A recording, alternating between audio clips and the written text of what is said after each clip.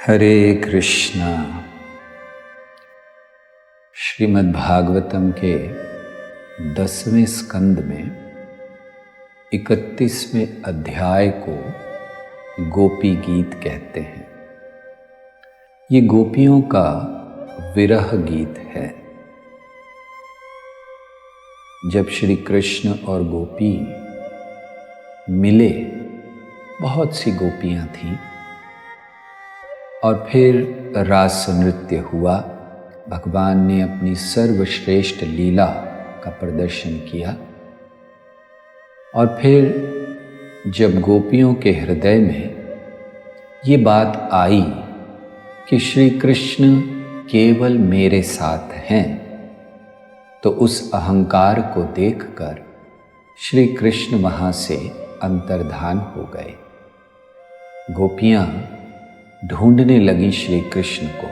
सर्वत्र सब जगह ढूंढ रही हैं। वृक्षों से पूछा, लताओं से पूछा और फिर उनके विषय में बातचीत करने लगी। और इतना ही नहीं, उनकी लीलाओं को वो फिर एक नाट्य के रूप में वहाँ प्रकट करने लगी। और फिर थक कर जमुना के तट पर वापस आईं और वहाँ सब गोपियाँ बैठकर फिर अपनी विरह को इस गीत के रूप में प्रकट करने लगी। तो आइए इस गोपी गीत को अब हम लोग गाएंगे। गोप्या ऊचुः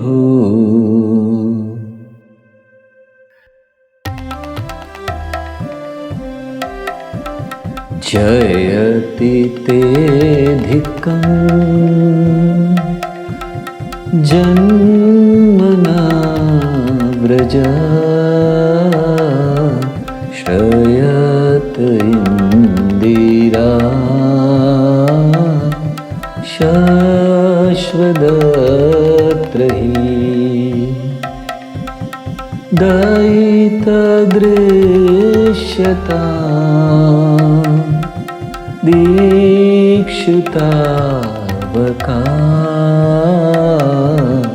त्वयि धृता सवा मां विचिन्वते शरदुदाशये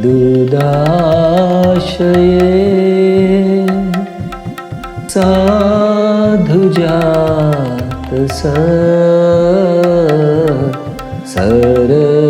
सरसिजोदरा श्रीमुषादृशा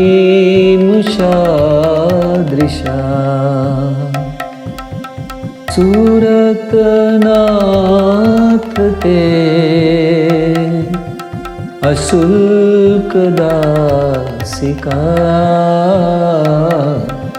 वरदनिघ्नतो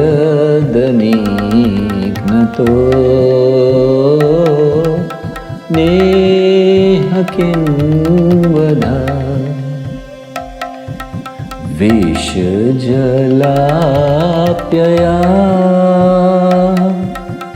व्यालराक्षसा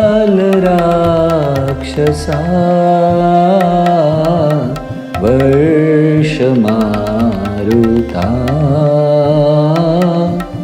वैद्युतानला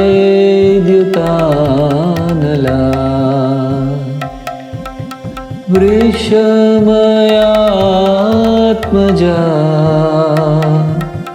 विश्वतो भया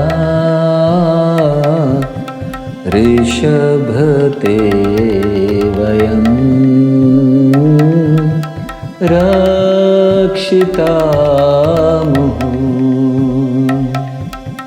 न खलु गोपिका नन्दनो भवान् अखिलदेहिना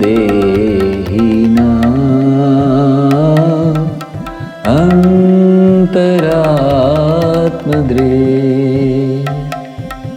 विखनसार्थितो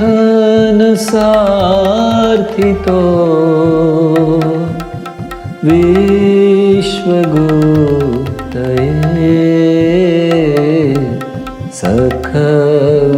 सखदेवा सात्वतां कुले विरचिता भयं वृष्णिधूर्यते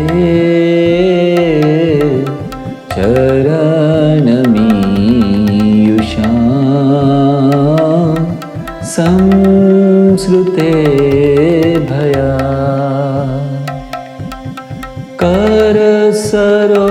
करसरोरुहं कान्तकामदं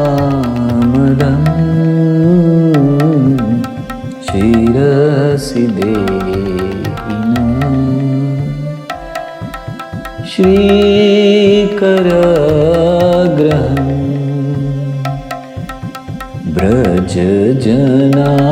व्रजजनार्तिहन्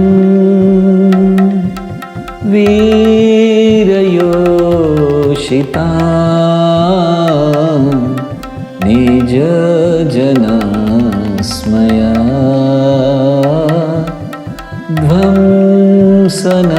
ध्वंसनस्मिता भज सखे भव किङ्करीस्मनो जलरुहाननं चारुदर्शया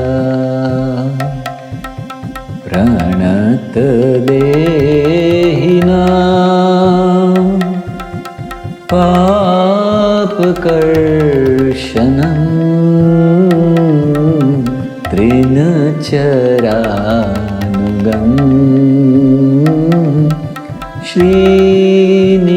श्रीनिकेतनं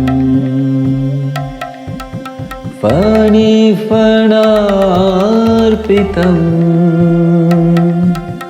ते पदाम्बुजं कृणुकुचेषुना कृन्दिहृच्छयम् मधुरया गिरा वल्गुवाक्यया बुधमनोज्ञया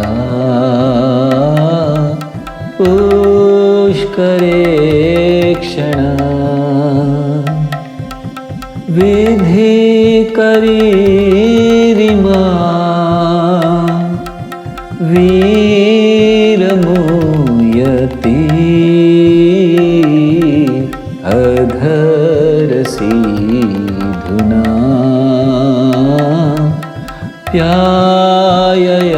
प्याययस्वना तव कथामृतं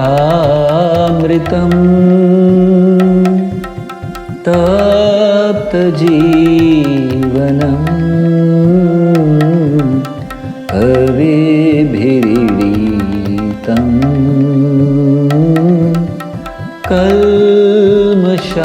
कल्मषापहम् श्रवणमङ्गलं श्रीमदाततं भुवि गृह्णन्ति ते भूरिदा जना प्रहसितं प्रिया प्रेमवीक्षणं विहरणं च ते ध्यानमङ्गलम् रहसि संविदो या हृदि स्पृशा शुभकनो मनः शोभयन्ति चलसि यद्व्रजा चारयन् पशून् नलेन सुन्दरम् नाथ ते पदम् शीलतृणाङ्कुरे सीदतीति न कलिलतामनः कान्तगच्छति दिनपरीक्षये नीलकुन्तले वनरुहाननं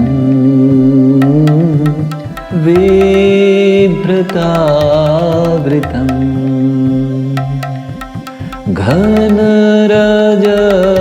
घनरजस्वलं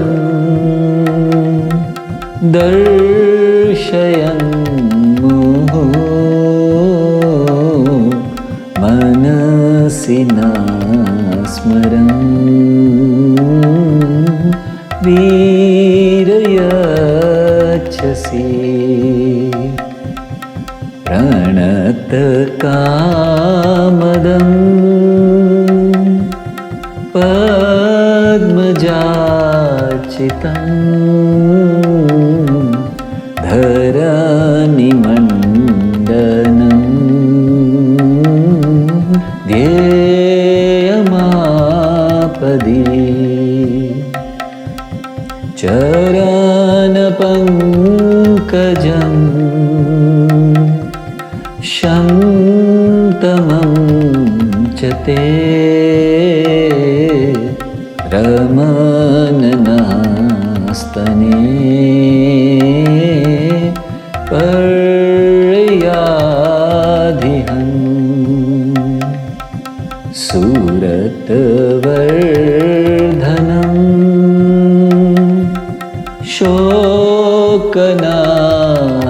शोकनाशनं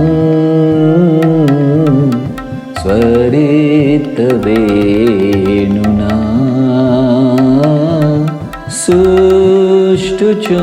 सुष्ठुचुम्बितम्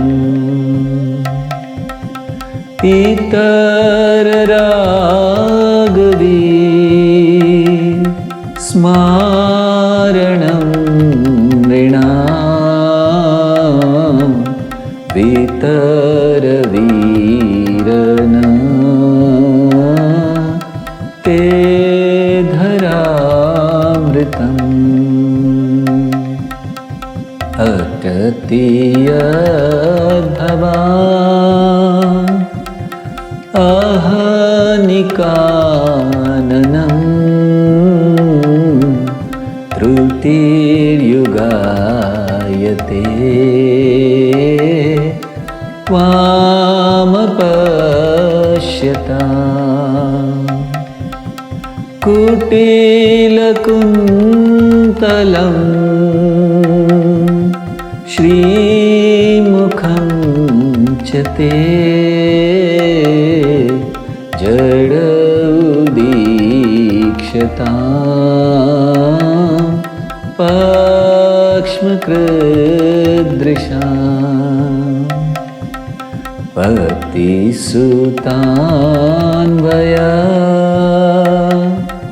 भ्रातृबान्धवा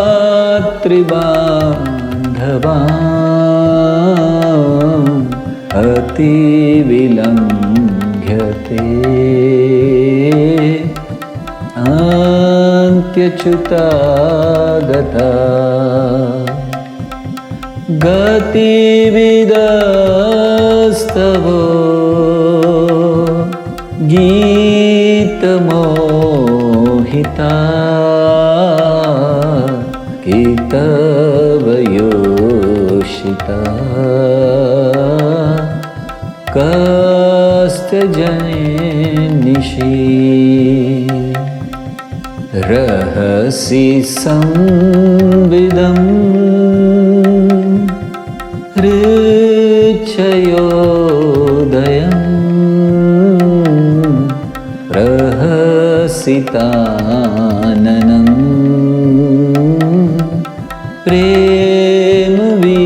प्रेमवीक्षणम्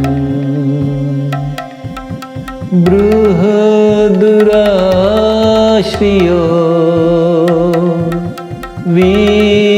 वीक्षदाम ते मुहुरति स्पृहा मूयते मनः व्रजवनकसा व्याक्तिरङ्गते वृजिनहन्त्रलं विश्वमङ्गलम् त्यजमनाक्षन त्वत्स्पृहात्मना स्वजनहृद्रुजा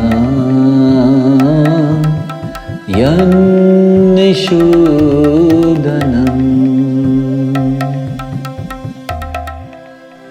यत्ते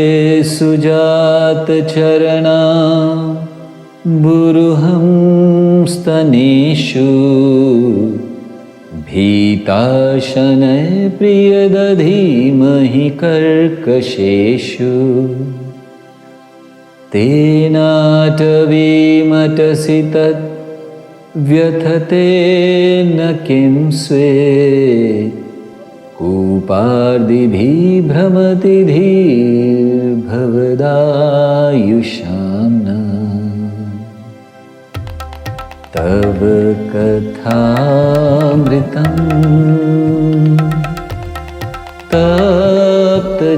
तप्तजीवनम्